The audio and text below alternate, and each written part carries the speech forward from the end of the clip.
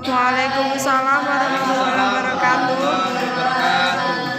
Baiklah, di sini kami kelompok 9 kami akan mempresentasikan tentang lembar kerja siswa. Yang pertama akan dijelaskan oleh Mbak Ayu Melisa Putri dan selanjutnya akan dijelaskan oleh Mbak Rizka Mayasari. Baik, saya selaku moderator mempersilahkan untuk Mbak Meli untuk menjelaskan tentang lembar kerja siswa. Baik, saya akan menjelaskan tentang pengertian lembar kerja siswa. Lembar kerja siswa adalah panduan siswa yang digunakan untuk melakukan kegiatan penyelidikan atau pemecahan masalah. Lembar kerja siswa dapat berupa panduan untuk latihan, pengembangan aspek kognitif maupun panduan untuk pengembangan semua aspek pembelajaran dalam bentuk panduan eksperimen atau demonstrasi. LKS memuat sekumpulan kegiatan berdasarkan yang harus dilakukan oleh siswa untuk memaksimalkan pemahaman dalam upaya pembentukan kemampuan dasar sesuai indikator pencapaian hasil belajar yang harus ditempuh. Lembar kerja siswa atau LKS adalah lembaran-lembaran yang berisi tugas yang harus dikerjakan peserta didik. LKS biasanya berupa petunjuk, langkah-langkah untuk menyelesaikan suatu tugas yang diperintahkan dalam lembar kerja harus jelas kompetensi dasar yang akan diciptakannya. LKS dapat digunakan untuk mata pelajaran apa saja. Tugas-tugas sebuah lembar kegiatan tidak akan dapat dikerjakan oleh peserta didik secara baik apabila tidak dilengkapi dengan buku lain atau referensi lain yang terkait dengan materi tugasnya. B. Unsur-unsur lembar kerja siswa. Menurut Suyanto, menyatakan kompetensi LKS adalah 1. Nomor LKS.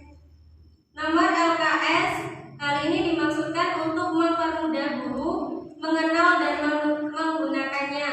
Misal untuk kelas 1, KD1 dan kegiatan 1, nomor LKS-nya adalah LKS 1.1.1.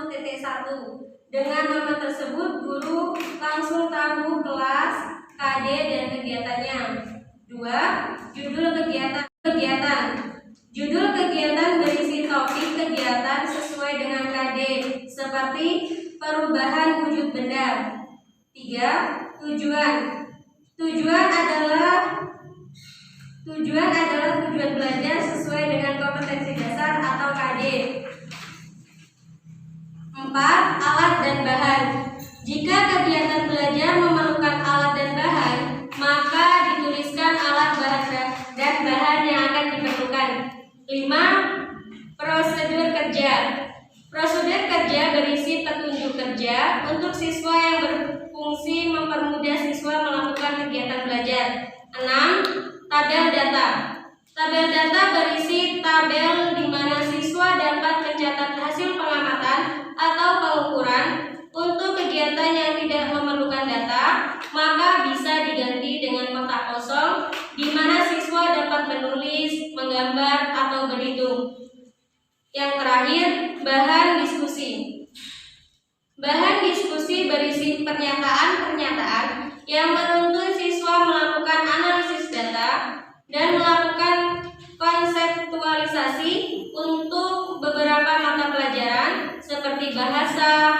Bahan diskusi bisa berupa pertanyaan-pertanyaan yang bersifat refleksi. Untuk materi yang selanjutnya akan dilanjutkan oleh rekan saya, Rizka. Padanya kita silakan. Baiklah, di sini saya akan menjelaskan tentang perancangan lembar kerja siswa.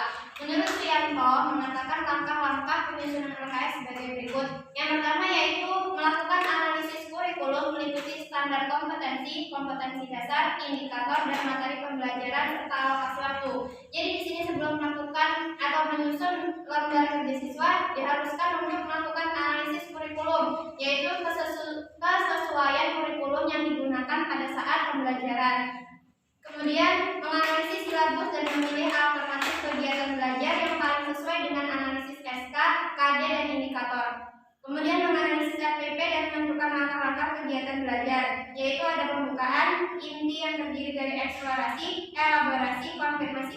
terbentuk. Kemudian selanjutnya yaitu menyusun LKS sesuai dengan kegiatan eksplorasi dalam RPP. Jadi LKS itu disusun sesuai dengan RPP yang sudah dibuat oleh guru. Kemudian misalnya dalam materi perubahan wujud benda, kegiatan eksplorasinya adalah dengan melakukan percobaan siswa mengamati bagaimana proses terjadinya perubahan wujud suatu benda. Maka LKS berisi panduan atau langkah-langkah yang akan dilakukan agar terjadinya perubahan wujud dari benda padat ke cair, cair ke padat, cair ke gas, dan gas ke cair. Jadi di dalam LKS ini fungsinya yaitu untuk menuntun siswa agar siswa itu lebih mudah melakukan praktek dalam kegiatan belajar. Kemudian yang selanjutnya yaitu kesimpulan. Lembar kerja siswa atau LKS adalah panduan siswa yang digunakan untuk melakukan kegiatan penyelidikan atau pemecahan masalah. Lembar kerja siswa dapat berupa panduan untuk latihan pengembangan aspek kognitif maupun panduan untuk pengembangan semua aspek pembelajaran dalam bentuk panduan eksperimen atau demonstrasi. Lembar kerja LKS adalah lembaran-lembaran yang berisi tugas yang harus dikerjakan peserta didik. LKS biasanya berupa petunjuk langkah-langkah untuk menyelesaikan suatu tugas. Menurut Suyanto mengatakan komponen LKS adalah sebagai berikut. Yang pertama ada nomor LKS, judul kegiatan, tujuan, alat dan bahan, prosedur kerja, tabel data dan bahan diskusi. Sekian dari saya kembalikan ke moderator. Baik, terima kasih untuk Mbak Rizka dan Mbak Meli atas penjelasannya tentang lembar kerja siswa. Baik, saya akan buka sesi pertanyaan untuk teman-teman sekalian yang saya sayangi dan saya cintai, untuk silahkan bertanya tentang lembar kerja siswa. Assalamualaikum warahmatullahi wabarakatuh. Waalaikumsalam warahmatullahi wabarakatuh. Di sini saya kelompok 1 ingin bertanya tentang lembar kerja siswa. Nah, di dalam lembar kerja siswa itu manfaat dari lembar kerja siswa itu apa? Baik, terima kasih untuk Mbak Salma. Pertanyaan pertama, silahkan. Pertanyaan yang kedua, siapa yang ingin bertanya? Silakan untuk Mbak Neni, dipersilakan untuk bertanya. Assalamualaikum warahmatullahi wabarakatuh. Waalaikumsalam warahmatullahi wabarakatuh. Nama saya Nur Aini. Terima kasih atas kesempatannya untuk bertanya. Tadi sudah dalam unsur-unsur lembar kerja siswa, di situ ada poin tujuan ya. Nah, saya minta sedikit aja penjabarannya tujuan lembar kerja siswa. Terima kasih. Wassalamualaikum warahmatullahi wabarakatuh. Waalaikumsalam warahmatullahi wabarakatuh. Ya, pertanyaan pertama tadi oleh Mbak Salma tentang apa sih manfaat lembar kerja siswa itu sendiri, dan Mbak Neni tentang tujuan dari lembar kerja siswa yang akan dijawab oleh teman saya yang bernama Mbak Rizka Measkari. Dipersilakan. Baiklah, saya akan menjawab pertanyaan dari Bapak sekalian. Pertanyaan ini akan saya jawab sekaligus. Jadi 2 pertanyaan akan dijawab sekaligus karena tujuan dan manfaat itu selaras ya LKS ini. Jadi LKS ini digunakan untuk meningkatkan keaktifan siswa ya. Jadi isi dalam LKS ini adalah rangkuman-rangkuman dari materi. Jadi kalau misalnya di buku itu ada materinya, ada turunan-turunannya lagi. Nah, kalau di LKS ini intinya aja, rangkumannya aja. Misalnya kegiatan intinya itu kayak tadi perubahan wujud benda. Jadi dari perubahan wujud benda itu judulnya cuma perubahan wujud benda. Perubahan wujud benda itu ada padat ke cair, gas ke ini, air kayak gitu ya. Dari cair ke padat. Nah, itu cuma inti-intinya aja. Nah, tujuannya itu untuk memudahkan siswa untuk menghafalnya, belajarnya. Kemudian di LKS itu ada soal-soal itu untuk meningkatkan kecerdasan siswa atau keaktifan siswa dan untuk menarik perhatian siswa, menarik apa ya? Keinginan siswa, minatnya siswa untuk mengerjakan soal. Kalau dari buku kan soalnya lebih panjang atau dari buku nggak seru. Nah, kalau di LKS ini tuh kegiatan itu bakal lebih seru lagi gitu. Kemudian manfaat LKS yaitu untuk ya benar tadi itu manfaatnya. Kemudian tujuannya yaitu menyajikan tugas-tugas yang meningkatkan penguasaan siswa terhadap materi yang diberikan. Intinya LKS itu untuk memudahkan siswa mempelajari pelajaran, memudahkan